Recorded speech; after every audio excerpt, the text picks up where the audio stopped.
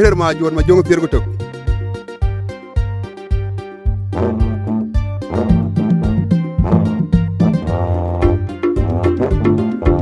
baye ran te ke je mo ni lon piede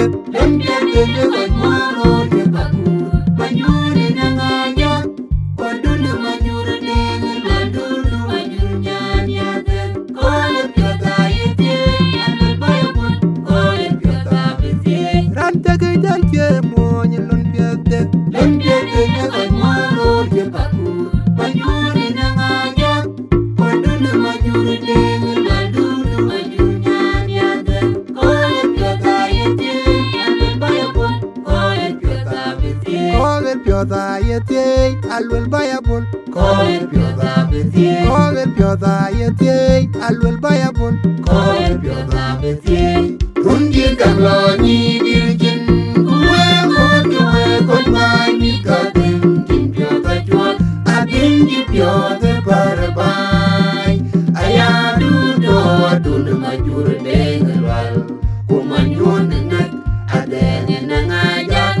uni jangan kwe pani ka jangan jo anang lega ting cipai gaga rungi kamlo ni dirjin kuwe kuwe kon mai mi ka ting kin piota chua adin di piota parabai ayadu do adun majur dengal kumanyon ngat adene nangajan uni jangan kwe pani ka jangan jo anang lega ting cipai gaga rungi kamlo ni dirjin kuwe kon mai mi ka ting kin piota chua adin di piota parabai ayadu do adun majur dengal kumanyon ngat adene nangajan uni jangan kwe pani ka jangan jo anang lega ting cipai gaga anong malemar yarewa tok nyan jupyo anong tok lipstick nong malemar yarewa anong tok nyan jupyo anong tok lipstick ma kurwa emar yarewa anong tok nyan jupyo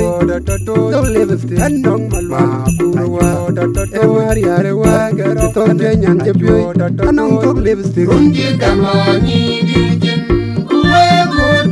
kon mai mi ka ting kin piota chua adin di piota parabai ayadu do adun majur dengal kumanyon ngat adene nangajan uni jangan kwe pani ka jangan jo anang lega ting cipai gaga rungi kamlo ni dirjin kuwe kon mai mi ka ting kin piota chua adin di piota parabai ayadu do adun majur dengal kumanyon ngat adene nangajan uni jangan kwe pani ka jangan jo anang lega ting cipai gaga baye ran te ke je mo ni lon piede je ko mo je baku banyuri nangajan kodule majur dengal dulu majurnya niade ko le piota yete al bayabul ko le piota beti ran te ke je mo ni lon piede je ko mo je baku banyuri nangajan kodule majur dengal dulu majurnya niade ko le piota yete al bayabul ko le piota beti ko le piota yete alwel bayabul ko le piota beti ko le piota yete alwel bayabul ko le piota beti rungi kamlo ni dirjin kuwe kon mai mi ka ting kin piota chua adin di piota parabai ayadu do adun majur dengal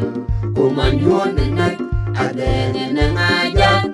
uni jangan kwe pani ka jangan jo anang lega ting cipai gaga rungi kamlo ni dirjin kuwe kon mai mi ka ting kin piota chua adin di piota parabai ayadu do adun majur dengal kumanyon ngat adene nangajan uni jangan kwe pani ka jangan jo